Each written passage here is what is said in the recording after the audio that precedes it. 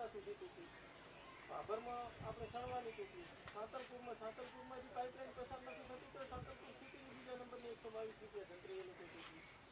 અને એ જંત્રીની અસમાનતામાં વચ્ચેના પટ્ટામાં દિયોદર અને લાખણી તાલુકાના અમારા 2 ગામ રહી ગયા. અને એ લોકોને આપણે પૂછવામાં આવ્યું એટલે એમણે કીધું કે અમારો એવોર્ડ નક્કી થઈ ગયો છે, જે ખરાબનું હતું એ અમે ચૂકવી દીધી. નવેસરથી લાખણી તાલુકાને અમે કોઈ આમાં ક્વેરી સોલ્વ કરી શકીએ નથી. અને ત્યાં દિયોદર તાલુકામાં એ લોકોએ છે ગોળવી સુધી કામ પૂર્ણ કરી ટીગડાની હેઠમાં ગઈકાલે આવ્યા હતા.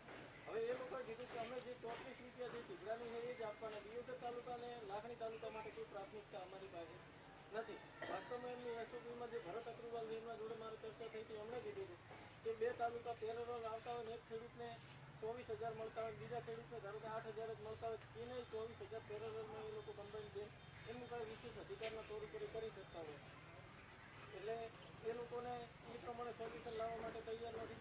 પ્લસ જે બાગાયતી પાકો જે વચ્ચે આવે એ આપણે પાઇપલાઇનના સંદર્ભે 2 વર્ષ પહેલાં ધારો કે જે લોકો આવેદન કર્યું, આપણે એમને કીધું કમિટી બનાવીને તમે ચેક કરો. કારણ કે સાહેબ ધારો કે રોપાની ઉંમર 1.5 વર્ષ નથી ને તો નર્સરીમાં રોપો બાગાયત અધિકારીએ એવું કીધું કે નર્સરીમાં રોપા તૈયાર થતા મિનિમમ 2 વર્ષ.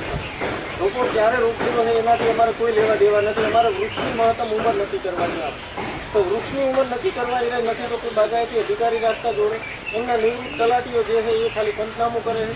લીમડાની ઉંમર લખે છે, પીપળાની ઉંમર લખવાની, આંકડાની લખવાની.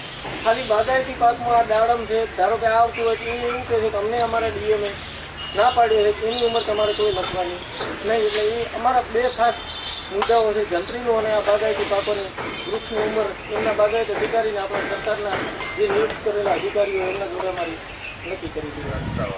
અને રસ્તા